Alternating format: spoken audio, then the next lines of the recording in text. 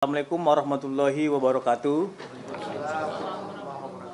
Salam sejahtera buat kita semua. Om Swastiastu, Namo Buddhaya, salam kebajikan. Horas. Yang terhormat di sini kami hormati Ketua Umum DPP Perhaki Profesor Dr. Hadja Elsa Syarif SHMH, Wakil Ketua Umum DPP Perhaki Bapak Roni Sapulete, Bendahara Umum Ibu Ria Khoiria SHMH, dan tim koordinator 6 divisi. Dalam kasus ini ada 6 orang, saya sebutkan nama-namanya yang telah kita bentuk dalam memfokuskan kasus ini. Antara lain di bidang administrasi ada Dr. Indriati SH, SE, MH, MKN selaku koordinator. Bidang pelaporan ya, untuk melakukan tindakan-tindakan hukum di sini ada Dr. Mardiman Saneh SHMH. Bidang pendampingan klien ya, ada Bapak Roni Sapulete SHMH CLA. Bidang pencari fakta ya, Bapak Sugeng SHMH MSI bersama dengan Dr. Robi Dareo SH. Bidang hubungan antar lembaga ada saudaraku Sudiono Akbar SH dan seluruh rekan-rekan yang ada di sini yang turut serta memperjuangkan keadilan bagi Bapak Ibtu Rudiana. Saudara-saudara kami yang kami hormati, kami dari DPP Perhaki pada esensinya ingin memperjuangkan hak keadilan bagi setiap warga negara. Tentunya esensi kita hadir di sini dan berdiri di sini dan duduk bersama ini untuk memperjuangkan keadilan bagi keluarga korban. Kami dari DPP Perhaki telah membentuk tim yang seluruh advokat itu sejauh ini kita telah tunjuk 60 pengacara yang mendampingi. Mungkin bisa di zoom. Ya. Ada 60 pengacara. Oke. 60 pengacara ini telah dibagi menjadi 6 koordinator yang fokus akan menyelesaikan dan menuntaskan kasus ini dan berjuang untuk Bapak Ibtu Rudiana dalam mencari keadilan. Rekan-rekan yang kami hormati, esensi kami di sini bukan untuk melawan siapapun, tidak. Akan tetapi kami ingin meluruskan kebenaran dan opini-opini yang menyesatkan di tengah-tengah publik pada hari ini. Kita ketahui selama ini klien kita Bapak Ibtu Rudiana adalah anggota polisi yang aktif dalam menjalankan tugasnya di dalam institusi kepolisian. Dan beliau sangat tunduk dan patuh kepada ikatan kedinasan. Sehingga selama ini mungkin teman-teman bertanya, kenapa Bapak Ibtu Rudiana itu tidak bicara? Kenapa Bapak Ibtu Rudiana itu bungkam? Kenapa Bapak Ibtu Rudiana itu melarikan diri? Saya jawab, itu semua tidak ada melarikan diri, tidak ada sembunyi, tidak ada bungkam, dan tidak ada untuk lari dari tanggung jawab sebagai pelapor. Tentunya kami jawab, beliau adalah anggota polisi aktif yang tunduk dan patuh kepada Perpor nomor 7 tahun 2022, dan itu juga sedang kita kaji sebagai tim kuasa hukum. Artinya kalau seumpamanya perintah, peraturan dan perintah hukum itu boleh berkewajiban untuk menyampaikan sesuatu hal itu, tentu beliau akan laksanakan. Akan tetapi karena hubungan kedinasan dan keterikatan kedinasan, beliau harus mematuhi SOP yang ada di internal kepolisian.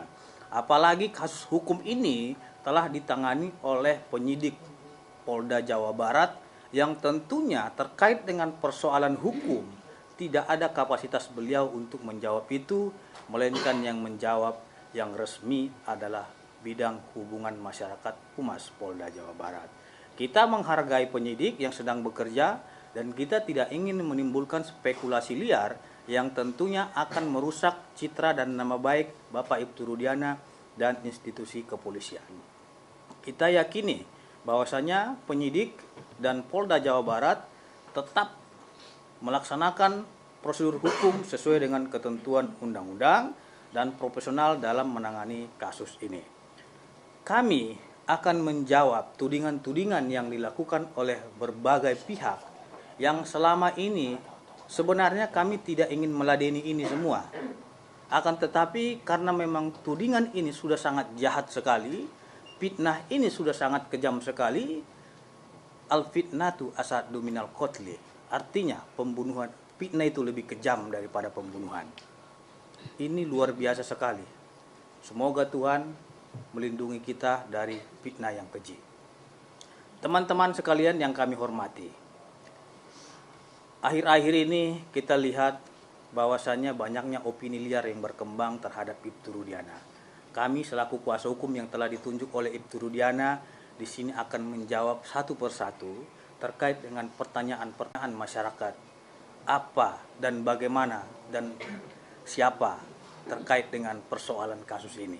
Jadi saya kira rekan-rekan juga nanti akan diberikan kesempatan untuk bertanya terhadap hal ini. Jadi sebelum itu saya ingin menyampaikan yang pertama terkait dengan tudingan bahwasanya almarhum Eki ini masih hidup.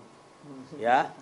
Karena kita lihat banyaknya tudingan-tudingan almarhum ini sebenarnya masih hidup. Itu adalah hoax dan fitnah. Kalau almarhum masih hidup, tidak mungkin Bapak Ibtu Rudiana berjuang segigih ini sampai saat ini. Memperjuangkan bagi korban. Yang kedua, terkait dengan tudingan, ada katanya suruhan dari Bapak Ibtu Rudiana namanya penjaga makam Bapak Rana katanya. Disuruh Bapak Ibtu Rudiana untuk melarang orang melakukan ziarah di TPU Desa Jatiwangi dan melarang orang untuk ambil foto ataupun selfie di dekat pemakaman. Itu adalah berita bohong ataupun hoax. Bapak Rudiana setelah kami konfirmasi menyampaikan tidak mengenal yang namanya Rana dimaksud dan tidak ada larangan dari Bapak Ibtu Rudiana untuk orang melakukan ziarah ke makam almarhum. Justru beliau itu berterima kasih dan senang apabila ada ya masyarakat yang ingin ziarah ataupun foto di dekat makam almarhum. Dan justru beliau juga senang apabila ada yang mendoakan almarhum. Jadi clear sampai di sini beliau tidak kenal yang namanya Rana dan beliau tidak ada perintah ataupun menyuruh orang larang ziarah ke makam almarhum. Selanjutnya terkait dengan isu bahwasanya yang baru-baru ini ya, yang baru heboh sekarang itu yaitu Dede ya. Ini saya jawab ini. Dede mengatakan bahwasanya dia itu diarahkan ataupun disetting keterangannya oleh Ibtu Rudiana. Saya ingin menjelaskan bagaimana asal muasal adanya Dede ini kepada rekan-rekan sekalian. Kita ketahui bahwasanya pada tanggal 27 Agustus 2016 ya, Ibtu Rudiana ini diberitahukan oleh Bapak Sulaiman ya bahwasanya menanyakan kepada Bapak Rudiana apakah nama anaknya ini bernama Muhammad Rizky Rudiana. Itu ditanyakan langsung oleh Ibtu Sulaiman kepada Bapak Rudiana. Benar, nama anaknya bernama Muhammad Rizky Rudiana. Dia menyampaikan bahwasanya sudah ada korban ya, korban kecelakaan lalu lintas di rumah sakit Gunung Jati. Sehingga tolong dicek dulu apakah itu memang anak Bapak atau tidak. Diceklah oleh Bapak Ibtu Rudiana ke rumah sakit Gunung Jati. Setelah dicek benar dia melihat itu adalah anaknya. Dilihat dia dengan patah di sini, gigi juga hancur dan luka-luka di bagian kepala dan lain-lainnya. Dia merasa aneh atas meninggalnya anaknya tersebut. Tapi karena memang dibilang kecelakaan awalnya, sehingga beliau memakamkan almarhum pada tanggal 28 Agustus 2016 di TPU Jatiwangi. Setelah dimakamkan, sebagai seorang polisi yang kehilangan anaknya, sebagai anggota polisi yang cinta akan keadilan, wajar dia melakukan pendalaman atas meninggalnya anaknya ini. Apakah benar laka lantas atau tidak? Pada tanggal 29 Agustus 2016, beliau datang ke Polsek Talun dan melihat kondisi keadaan sepeda motornya kalau memang itu kecelakaan. Ternyata setelah dilihat beliau pada tanggal 29 Agustus 2016 di Polsek Talun, sepeda motor tersebut tidak rusak. Tidak rusak, sehingga semakin kuat kecurigaan dia. Yang pertama, anaknya sudah babak belur seperti itu meninggalnya. Yang kedua, sepeda motornya tidak rusak. Wajar dia mencari itu.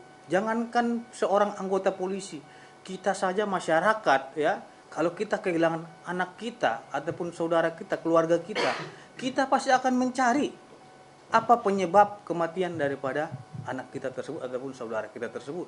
Itu hal yang wajar. Nah, kemudian di tanggal 30 beliau itu merenung 1 hari terkait dengan peristiwa ini, dan di tanggal 31 Agustus 2016 beliau mencari ya terkait dengan kebenaran anaknya ini meninggal karena laka lantas atau bukan.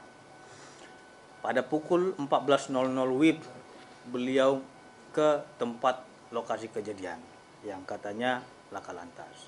Kemudian bertemulah ia dengan Aib dan Dede gitu.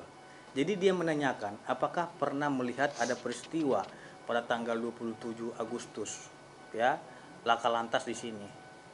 Jadi mereka, Dede menyampaikan kepada Bapak Ibtu Rudiana, dia melihat adanya ya aksi kejar-kejaran ya antara para terpidana ini dengan korban, dan ada aksi lempar batu. Itu dari Aib dan Dede yang ngomong seperti itu berdua pertama terlebih dahulu. Nah, kemudian dia menanyakan apakah sepeda motornya seperti ini. Oh iya benar, itu sepeda motor yang dikejar tersebut dan dilempari pakai batu.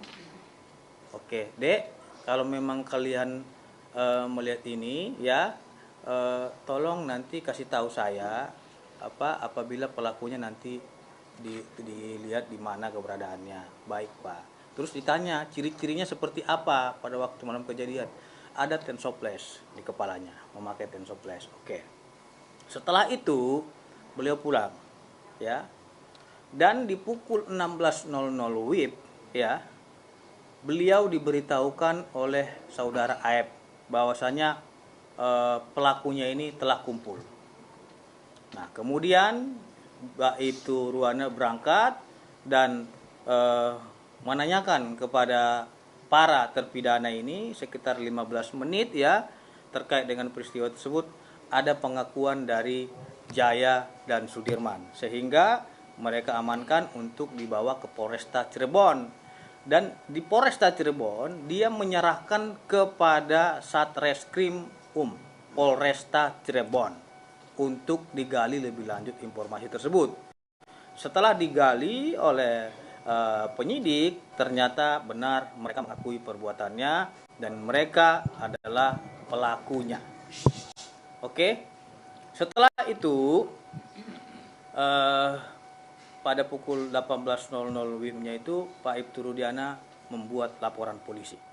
Ya, setelah membuat laporan polisi, Pak Ibtu Rudiana sudah menanyakan kepada Jaya dan Sudirman terkait dengan perbuatan tersebut, dan semua para terpidana juga sudah dimintai keterangan. Dan perlu saya luruskan di sini, penyidik dalam kasus pembunuhan almarhum Eki dan Pina itu bukanlah Ibtu Rudiana. Ini yang berkembang tengah-tengah masyarakat, dia yang menyidik, dia yang memeriksa dan lain-lain. Itu adalah keterangan yang tidak benar. Bahwasanya penyidiknya itu adalah Satreskrim Polresta Cirebon. Beliau hanya kedudukannya sebagai pelapor. Dan dalam jeda tenggang waktu 3 hari, berkas tersebut dilimpahkan ke Polda Jawa Barat karena adanya kasus pembunuhan dan pemerkosaan, bukan laka lantas. Makanya dilimpahkanlah ke Polda Jawa Barat untuk dilakukan pendalaman, penyidikan lebih lanjut. Jadi seperti itu. Nah, terkait dengan tudingan saudara Dede ya, yang menyatakan bahwasanya ya Ibtu Rudiana ini menyuruh dia untuk merekayasa keterangan agar seolah-olah tahu, agar seolah-olah keterangannya seperti ini sesuai dengan permintaan Ibtu Rudiana, itu adalah fitnah dan pencemaran nama baik bagi Ibtu Rudiana. Karena memang ini sudah viral dan sudah membuat fitnah di tengah-tengah masyarakat, maka per hari ini resmi kami somasi terbuka saudara Dede. Oke. Yang kedua, kami juga melakukan somasi terhadap Dedi Mulyadi karena telah membuat video dan menyebarkan berita bohong ataupun fitnah dan mendistribusikan terkait dengan muatan yang mencemarkan nama baik. Ini. Oke. Terus yang ketiga, somasi terbuka kami ya kepada saudara Liga Akbar Cahaya. Oke. Per hari ini kami melayangkan dan menyatakan mengumumkan somasi terbuka kepada 3 nama tersebut untuk meminta maaf 1 kali 24 jam kepada Bapak Ibtu Rudiana. Mohon maaf, saya koreksi. Kepada 3 orang ini agar meminta maaf kepada Bapak Ibtu Rudiana 3 kali 24 jam sejak somasi terbuka ini disampaikan dan diumumkan.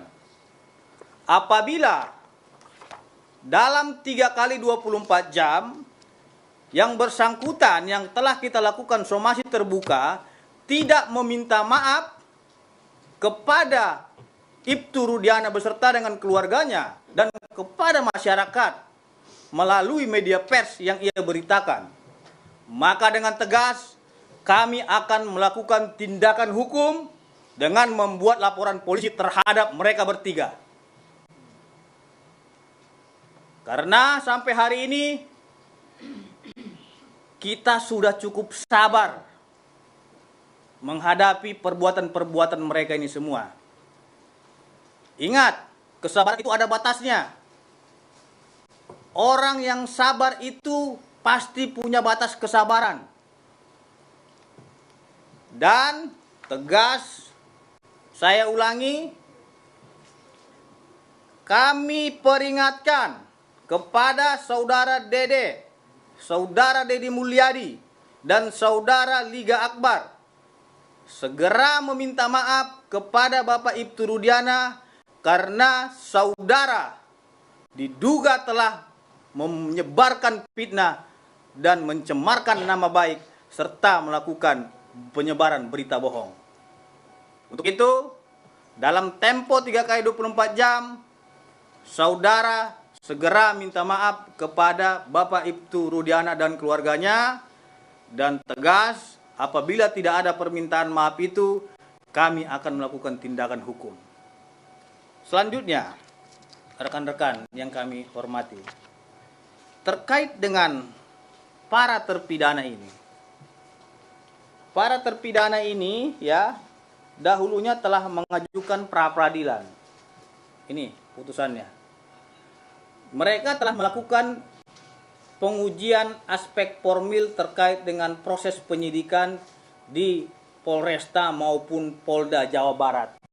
Hasilnya, hakim menolak permohonan pra-peradilan mereka terkait dengan penetapan tersangka, penahanan, dan lain-lainnya.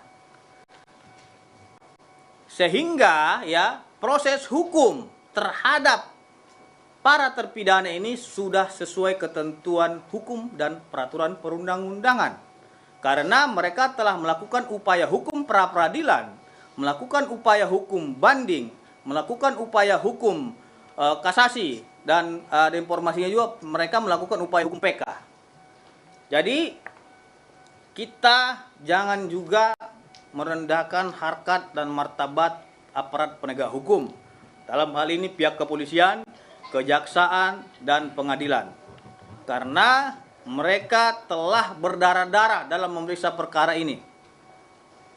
Kalaupun para terpidana melakukan upaya hukum, silakan lakukan upaya hukum. Tapi jangan juga merusak harkat dan martabat seseorang. Karena perkara ini sudah diputus ingkrah dengan putusan nomor 4, nomor 3, dan nomor 16. Jadi seperti itu rekan-rekan kalian, mungkin selanjutnya ada tambahan dari Ketua Umum Profesor Dr. Haji Sarif. Terima kasih. Terima kasih. Ya, kita bisa lihat bagaimana perencanaan kejahatan dan juga membuat suatu skenario ada kecelakaan. Ini benar-benar luar biasa, kejamnya, jahatnya. Kalau kalian melihat bagaimana hancurnya pihak korban, luar biasa pemerkosaannya. Dan saya melihat bagaimana saat ini adanya upaya-upaya menggunakan buzzer, menggunakan TikTok, terus berkelana menjadi detektif dadakan, dan itu benar-benar jadinya memberikan suatu image framing yang membentuk suatu ujaran kebencian kepada korban. Ini korban loh, anak kesayangan gimana, terus kalian percaya. Luar biasa kejahatan ini. Sudahlah berbuat, bukannya minta ampun kepada Allah, tapi malah membuat satu framing yang memutarbalikkan fakta. Ini yang nggak benar. Kita biasa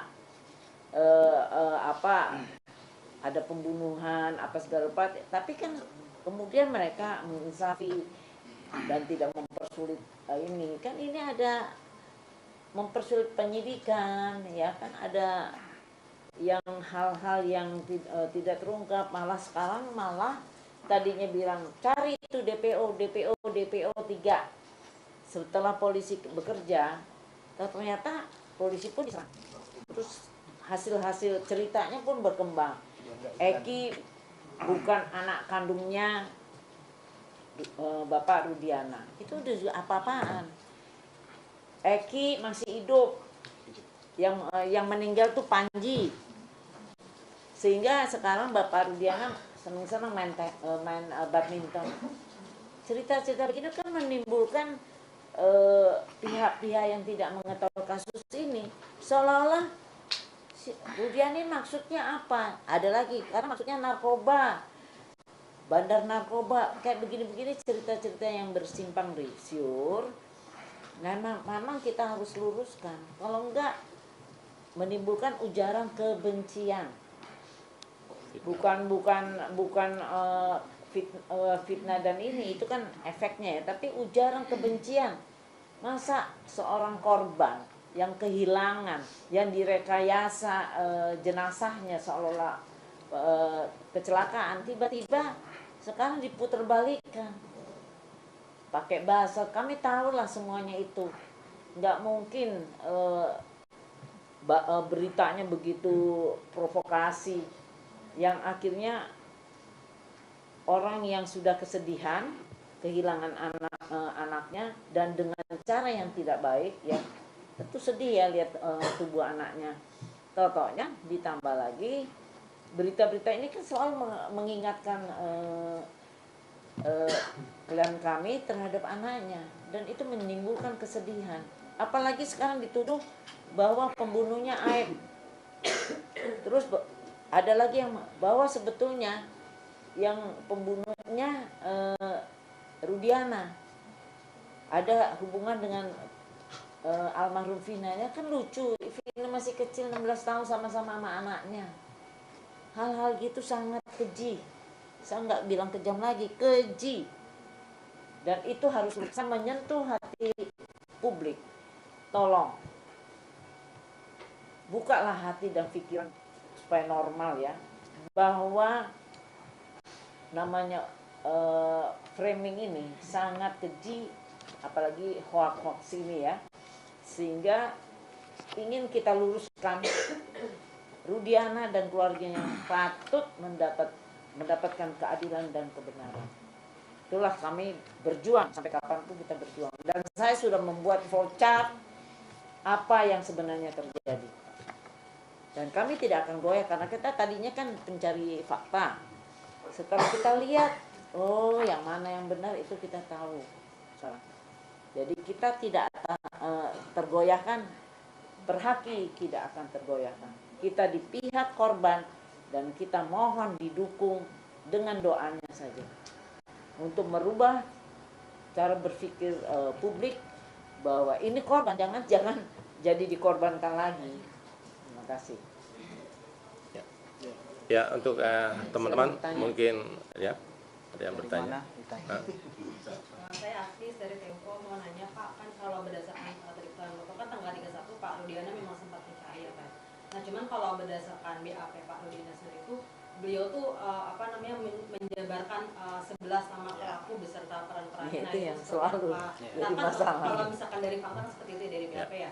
Dan plus juga kan Pak Ibu Rudiana kan juga bilang kalau Vina ini diperkosa dan segala macam. Cuman kan dan FP juga posisinya kayak ada tusukan dan segala macam. Cuman kan kalau kita lihat dari hasil visum luar dan visum ekshumasi itu kan di dalam tubuh Eki sendiri kan benar-benar bersih sama sekali gitu, dan memang dari dokter juga bilang kalau ini akibat laka gitu. Dan mengapa Pak Rudiana ini langsung bisa menyimpulkan kalau anaknya ini terkena luka tusuk dan segala macam, dan Vina itu diperkosa, padahal hasil sperma itu muncul setelah visum ekshumasi dan itu juga 11 hari setelah dibongkar pemakaman dan sperma juga kan bertahan itu hanya 3 hari. Dan mengapa Pak Rudiana itu yakin Vina ini diperkosa?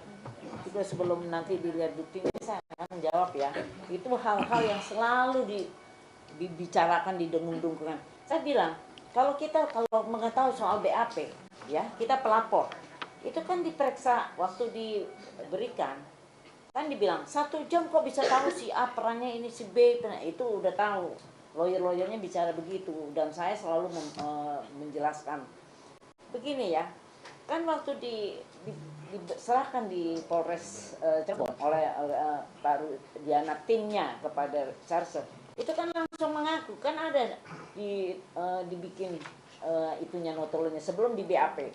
Begitu yakin, dan yang ngomong kan mereka yang bicara. Jadi Anda jangan deh Rudiana seolah-olah membuat satu rekayasa 11 orang begini-begini, nggak mungkin. Itu cerita dari pihak itulah yang saya bilang jadinya kalian mendapatkan suatu hoax yang akhirnya selalu menuduh. Nah waktu polisi penyidik begitu dia tahu, begitu dia bilang ya oke, ini memang dia sudah mengaku semuanya, karena waktu itu kan mereka juga anak-anak dari 15 sampai 21 atau 22 ya pada saat itu. Jadi begitu ditangkap langsung ngaku, dan itu kan serse umum, jangan bilang Rudiana. Waktu sudah fix ya kan, itu ada jeda waktu 1 jam lebih. Nah baru di BAP.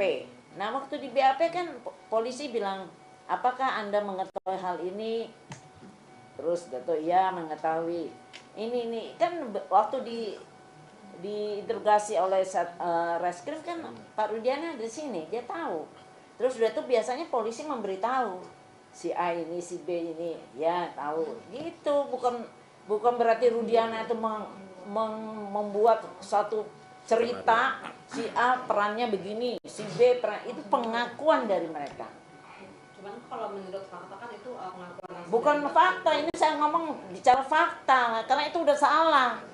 Faktanya adalah begitu. Waktu diinterogasi itu ngaku semua. Kalau jadi polisi bisa tahu, karena sehari-hari sama polisi. Oke, lalu soal visum yang Pak Rudiana tuh bilang kalau ada luka. Kok Pak Rudiana yang ngomong visum kan adalah dokter, jangan bilang Rudiana yang melulu. Bukan Bu, tapi kalau dari bilang Pak Rudiana itu beliau bilang sendiri Bu kalau ada luka tusuk dan segala macam. Sedangkan dari Tunggu dulu, tunggu. Itu ada pisau, kan si Vina itu kena potongan pisau. Kalau itu kan kena pukulan. Jangan ngomong Rudiana, kita bicara visum. Coba bacakan visumnya. Ini Jadi jangan hati-hati loh, jangan kalian tuh menyebarkan hoax ya. Jadi rekan-rekan media yang kami hormati, patokan kita itu berada pada putusan pengadilan negeri yang telah berkekuatan hukum tetap. kalau rekan-rekan membaca putusan ya pada halaman 34, di situ dijelaskan terkait dengan yang 11 ini ya, saya bacain ya, bahwa saksi mengetahui dari 11 nama itu dari hasil interogasi saksi kepada mereka. Jadi itu dari keterangan mereka, gitu loh. Nah, terkait dengan visum ya, yang pertama visum nomor 76, di situ jelas di situ disebutkan bahwasanya ada trauma tajam. Terdapat tanda-tanda trauma tajam berupa luka terbuka pada pipi kanan dan punggung tangan kiri. Nah, baru di visum nomor 77 itu dijelaskan di situ bahwasanya tampak mayat sudah membusuk, terdapat tanda-tanda trauma tumpul.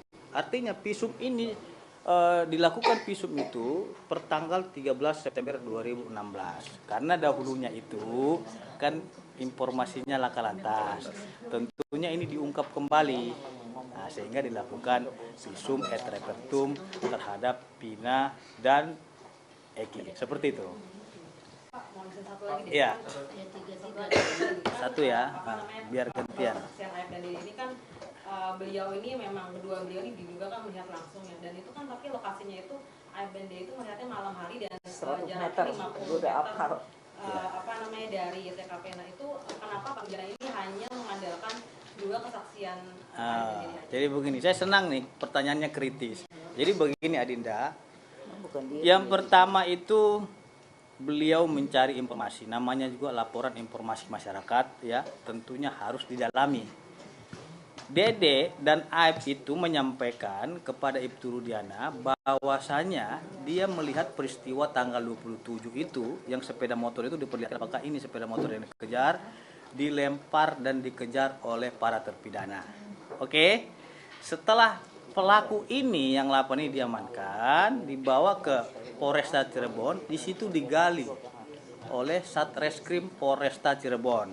Sehingga mereka menyampaikan antara lain namanya ini disebutlah sehingga 11 orang. Yang pertama ya, Pak Rudiana itu hanya menanyakan kepada Jaya dan Sudirman. Dan pengembangannya itu adalah penyidik Polresta Cirebon. Sehingga itu clear. Jadi kenapa beliau tahu namanya itu? Ya karena dari terpidana sendiri yang menyampaikan nama-nama itu. Sehingga dituangkanlah di dalam BAP. Seperti itu. Nah, terkait dengan proses hukumnya tersebut, itu dilimpahkan ke Polda Jawa Barat untuk diuji lagi dan didalami. Dan setelah diuji dan didalami, dilimpahkanlah kejaksaan.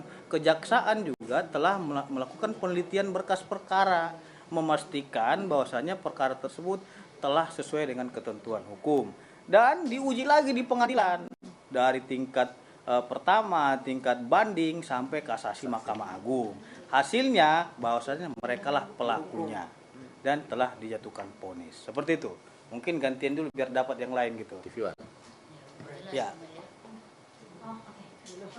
Karena dia jadi Ya. Jangan-jangan itu ditanya untuk Ibu Rudiana sendiri kenapa sebagai polisi aktif, kenapa Ibu Rudiana tidak meminta bantuan hukum kepada pihak kepolisian yang pertama? Ya. Kemudian yang kedua, Ini pertanyaan bagus. Kalau polisi aktif tapi berpokok ketika kesana ini tidak pernah ada di tempat buat Ya. Pak Ibu Rudiana. Kemudian yang terakhir ini katanya ada informasi kalau kita mau video call ini sama Pak Ibu Rudiana, Ya. apa jadi gitu video call? Oke. Baik, pertanyaannya bagus sekali. Memang itulah dinamikanya karena beliau sebagai seorang polisi aktif. Sebenarnya beliau ini tidak perlu didampingi oleh penasihat hukum sepanjang tidak ada permasalahan hukum terhadap beliau. Akan tetapi dikarenakan Bapak Ibtu Rudiana telah dilaporkan ke Bareskrim Mabes Polri, bukan Propam loh. Kalau Propam tentu kita akan dampingi karena itu internal sifatnya kan gitu, ke divisi Propam.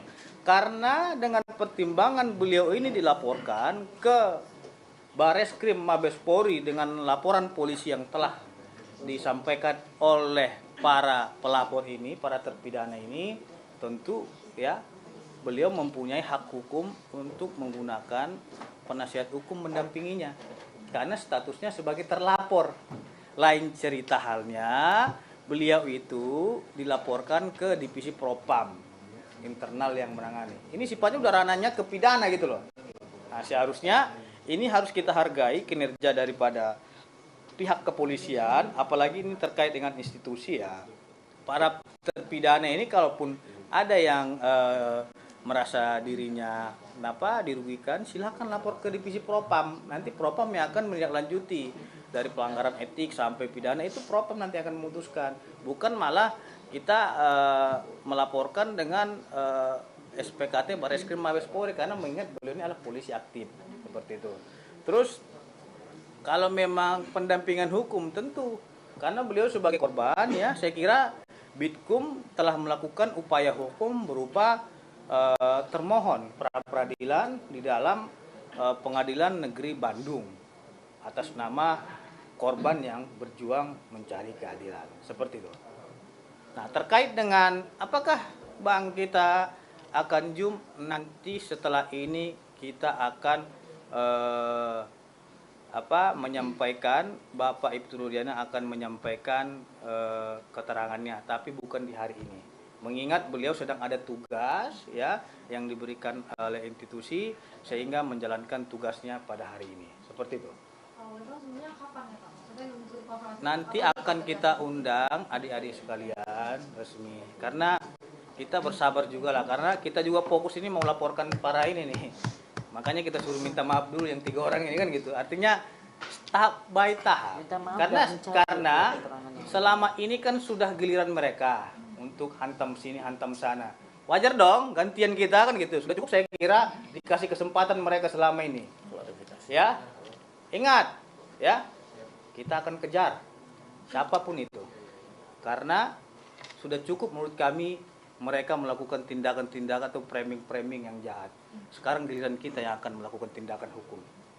Kami tadi belum terjawab di mungkin pertanyaan saja terkait tadi kan beberapa kali juga disebut bahwa status Ibtu Rudiana itu masih aktif dan masih menjabat dengan berbagai tugas yang diberikan oleh kepolisian. Tapi realitanya beberapa kali tim kami mengunjungi ke sana ini belum pernah berkesempatan untuk bertemu langsung dengan Bapak Ibtu Rudiana, dan seperti itu. Dan kebetulan disampaikan tadi oleh Bu Eliza bahwa memang tim kuasa hukum sempat bertemu langsung. Artinya mengapa kemudian setiap kunjungan kami itu tidak tahu apakah ada penugasan atau seperti apa? Ya, jadi begini.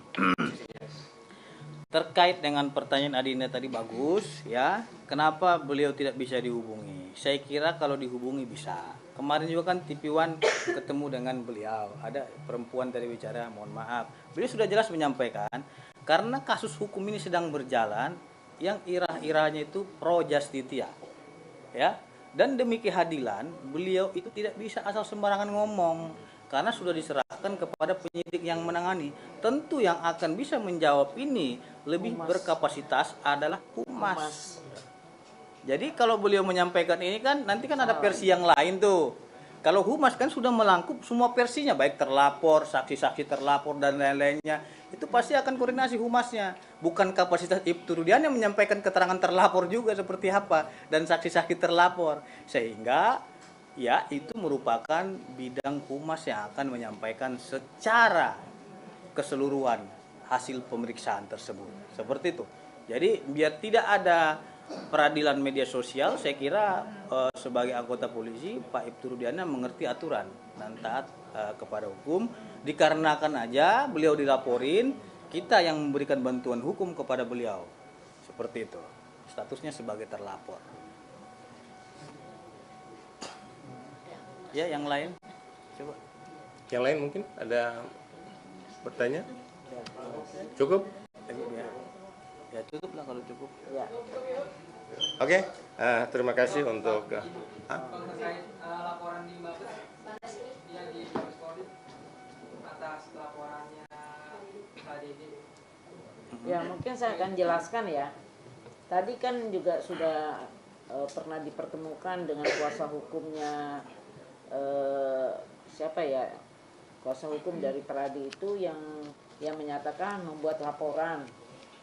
Katanya sudah diterima. Maksudnya laporan itu dia membuat laporan diterima.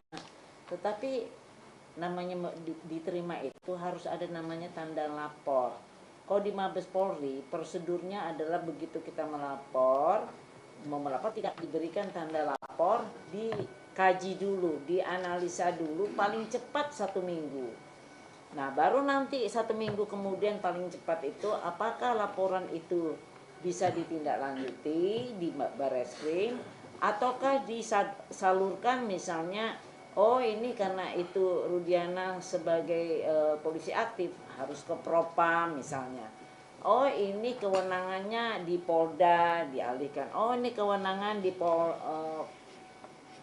Polres. Oh ini memang kewenangan Barreskrim. Jadi belum tentu. Dan saya sudah tanyakan apakah tanda lapornya sudah ada? Belum ada. Karena itu jangan pikir sudah dibuat laporan, bukan. Baru memberikan surat melaporkan dengan barang bukti. Tapi apakah sudah jadi tanda lapor? Tanda lapor itu nanti akan ditindaklanjutkan dengan lidik. Dibentuklah tim penyidik, lidik dulu, habis lidik baru penyidikan. Jadi take time lah sampai nanti misalnya sampai persidangan. Nah itu yang mau dijadiin barang bukti sebagai novum. Itu mesti sampai punya putusan yang mempunyai kekuatan hukum. Rudiana dilaporkan ke Barreskrim dan juga Propam terkait meminta menonaktifkan Ibtu Rudiana dari jabatannya. Bagaimana tanggapan ini? Ya nggak apa-apa, karena cuma minta-minta doang. Soal berhasil atau tidak kita lihat aja. Jadi saya kira begini, setiap warga negara berhak melakukan upaya hukum. Itu tidak bisa kita larang. Artinya jangan juga rekan-rekan sekalian melaporkan tapi tidak ada bukti yang jelas. Ini kan mereka melaporkan agar dipecat dan lain-lain, itu kan dia tidak ada bukti yang jelas terkait hal tersebut. Itu bisa menimbulkan fitnah nantinya. Nah, saya kira ya kita semua menghormati proses hukum yang sedang berjalan ini dan kita tidak terjebak dalam trial by the medsos. Peradilan media sosial saya harapkan jangan dulu netizen ini membuat opini-opini spekulasi yang macam-macam, karena ini banyak banget, ini jahat banget. Luar biasa. TikTok luar biasa sekali, sampai foto beliau itu dibuat joget-joget dan lain-lain, itu luar biasa sekali. Itu telah merendahkan orang lain gitu loh. Ini esensi daripada pembelaan kita adalah beliau ini statusnya sebagai korban. Korban yang berjuang untuk anaknya dalam mencari keadilan. Kebenaran. Pada bulan Mei 2024 yang lalu, kita semua masyarakat Indonesia telah menonton Vina sebelum 7 hari. Semua apa? Semua menyatakan setuju. Cari itu pelakunya. Tangkap itu pelaku gitu. Tapi setelah ditangkap oleh Polda Jawa Barat, semua berbalik, bela terpidana, bebaskan dia, seperti itu. Saya merasa aneh terkait dengan pemikiran kita semua. Kita di sini mau bela korban atau mau bela terpidana? Gitu. Jadi janganlah kita pantik persoalan hukum ini dan menghancurkan harkat martabat nasib keluarga Ibtu Rudiana. Beliau sudah sedih kehilangan anaknya. Beliau sudah terpukul kehilangan putranya. Keluarganya bersedih setiap hari dengan perundungan, bulian dan lain-lain netizen. Selama ini beliau diam. Apakah kita tega menghujat korban, menghujat orang yang sudah mati, menghakimi orang yang sudah mati? Keadilan bagi orang mati hanyalah ada di surga. Jadi masyarakat Indonesia, tolonglah jangan menghakimi korban. Ini sudah menjadi peradilan media sosial. Kenapa kita semua berubah pola pikirnya? Esensi yang pertama itu sudah tepat. Cari pelaku gitu. Kita dukung Polda. Tapi esensinya berubah. Setelah ada beberapa terduga pelaku diamankan. Sehingga sekarang terpidana harus dibebaskan. Silakan saja melakukan upaya hukum peninjauan kembali. Kita tidak larang itu, karena itu negara memberikan ruang kepada para terpidana untuk melakukan upaya hukum. Dan tolong diingat, mereka para terpidana telah mengajukan gerasi yang artinya mengakui perbuatannya kepada Presiden dan seluruh masyarakat Indonesia. Jangan patahkan semangat Bapak Ibtu Rudiana dalam mencari keadilan.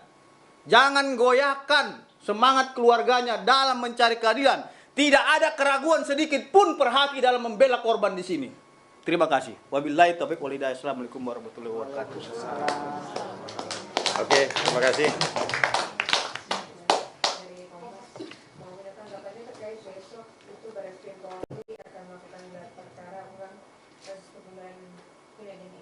Itu saya tadi luruskan ya.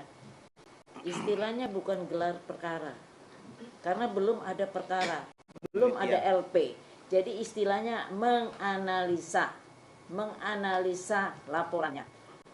Jadi saya kata-kata gelar perkara seolah-olah laporan itu sudah ada, diterima, ya. sudah diterima. Yang diterima itu suratnya sayang, tapi belum ada LP-nya. Jadi nggak ada gelar perkara, tetapi yang ada menganalisa laporannya Dumas gitu-gitu loh.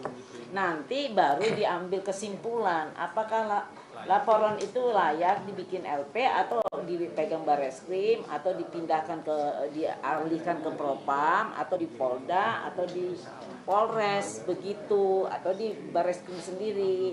Jadi jangan bikin suatu kata-kata orang bilang waduh gelar berarti laporannya udah diterima ya. Enggak. Karena LP-nya saya sudah fix sampai hari ini. Belum ada LP-nya. Ya. Tegas ya. Oke rekan-rekan, cukup ya? Cukup ya. Oke ya. Kopi break dulu. Ya. Oke, terima kasih atas kehadiran rekan-rekan media atas pertemuan kita di siang hari ini. Dan wassalamualaikum warahmatullahi wabarakatuh. Salam sejahtera untuk kita semua.